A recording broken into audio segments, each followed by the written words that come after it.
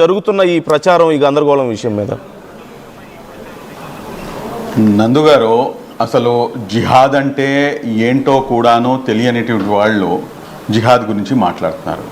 జిహాద్ అంటే మనం అందరం కూడాను అనుకునేది ఏంటంటే ఇది ఒక పవిత్ర యుద్ధం అని చెప్పేసి దాని యొక్క ఆ వర్డ్నే మార్చేశారు.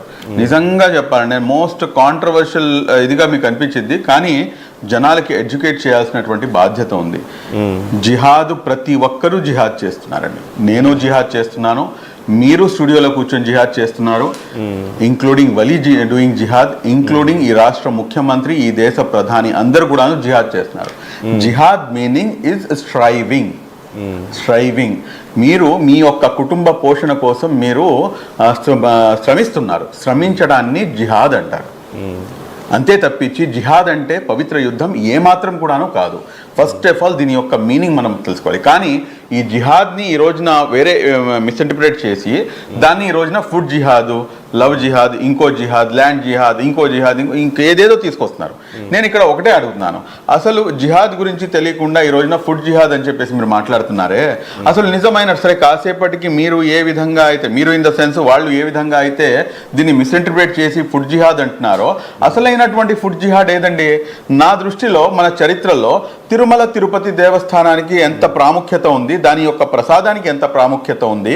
ఆ ప్రసాదము మన ఒక హిందువుకి ఇస్తే కనుక అతను ఎంతో సంతోషంగా దాన్ని స్వీకరించి చెప్పులు విడిచిపెట్టి ఒక 10 మందికి పంచిపెట్టి దాన్ని చిన్న చిన్న ఇది కూడాను మిగిలి ఉంటే కనుక, రేణువులు ఉంటే కనుక రేణువు కూడాను కింద పడకుండా జాగ్రత్తగా తీసుకునేటటువంటి పరిస్థితి తిరుమల తిరుపతి లడ్డు ప్రసాదంది. మరి అలాంటప్పుడు అందులో జరిగినటువంటి ఏదైతే తప్పు ఉందో, అందులో జరిగినటువంటి ఏదైతే వివాదం ఉందో, ఈ సో కాల్డ్ జర్నలిస్టులు వీళ్ళు దానిపై ఎందుకు మాట్లాడరు? దాని మీద మీరు ఎందుకు ప్రశ్నించారు?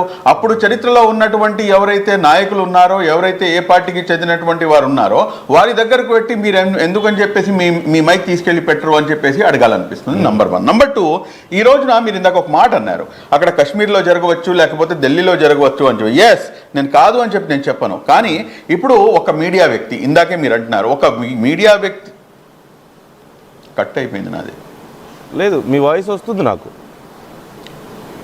యా వలి గారు, నా వాయిస్ వినిపిస్తుందా మీకు?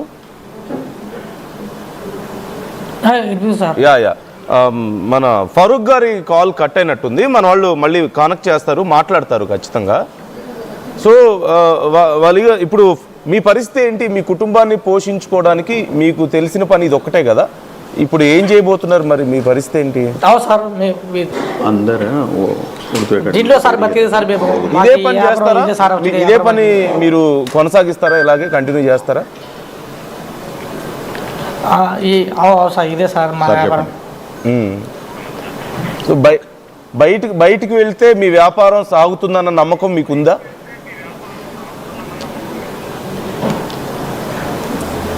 వ్యాపారం జరిగింది అంటే ఎప్పట్లాగానే వెళ్ళి అమ్ముకొని నార్మల్గా సేఫ్గా ఇంటికి రాగలుగుతాను నేను అన్న నమ్మకం మీకుందా? మీకు ఏదైనా భయం ఉందా మనసులో? వద్దు సార్, నాకు భయం లేదు సార్. వ్యాపారం జరగాలని నేను కోరుకుంటాను సార్. నేను ఆడిపోయినా కూడా అదే అంటే జరుగుతుందా, జరగనిస్తారని మీరు అనుకుంటున్నారా? అంటే మీ ఇప్పుడు మళ్ళీ నార్మల్గా ఎప్పట్లాగానే ఏదో ఒక జాతరకో ఇంకో చోటుకో వెళ్ళి కోవాబన్న అమ్ముకొని మళ్ళీ ఇంటికి వచ్చేసే పరిస్థితి ఉందా మీకు? లేకపోతే ఇంకేమన్నా మీకు మనసులో ఏదైనా భయం ఉందా ఇలాంటి విషయాల్లో? లేదు సార్, వ్యాపారం జరగాలని నేను కోరుకుంటాను సార్. ఆడిపోయినా కూడా భయం లేదు సార్. ఓకే, మీ కుటుంబం బాగానే ఉన్నారా? వాళ్ళు ఏమైనా భయపడుతున్నారా? మీ ఫ్యామిలీ మెంబర్స్ బాగున్నారు సార్. బాగున్నారు సార్, అందరు బాగానే ఉన్నారా? ఇప్పుడు చాలా మంది మీకు సహాయం చేస్తామని చెప్పేసి అంటున్నారు కదా, కొంతమంది వస్తున్నారు, కొంత డబ్బులు ఇస్తున్నారు, లేదంటే ప్రభుత్వాలు పెద్ద పెద్ద నాయకులు చాలా మంది మీ విషయం గురించి మాట్లాడుతున్నారు కదా. మీకు ఏదైనా సహాయం కావాలా ప్రభుత్వాల దగ్గర నుంచి కానీ, నాయకుల దగ్గర నుంచి కానీ? మీకు ఇదిగో నాకు ఇలాంటిది ఏదైనా చేస్తే నా కుటుంబం బాగుంటుంది, నాకు ఉపయోగపడుతుందని మీకేమైనా ఉందా? మీరేమైనా అడగాలనుకుంటున్నారా? మాకేమో సార్, మాకు వ్యాపారం జరుగుతా చాలు సార్. మాకు అంతేనా? అంటే మీకు ఇంకే సహాయం వద్దా? అవసరం అంటే ఇప్పుడు కొత్తగా ఎవరైనా వచ్చి నీకేం కావాలి అని అడిగితే మీరేం అడుగుతారు? ఇప్పుడు లోకేష్ గారు ఉన్నారు, లోకేష్ గారు కూడా వచ్చి మీ కోవాబన్ తింటా అని చెప్పి మనం చెప్పారు కదా, ఒకవేళ ఆయన వచ్చి మీ దగ్గరికి వచ్చి మీకు ఏం కావాలి చెప్పండి నేను చేస్తాను అంటే మీరేం అడుగుతారు లోకేష్ గారిని?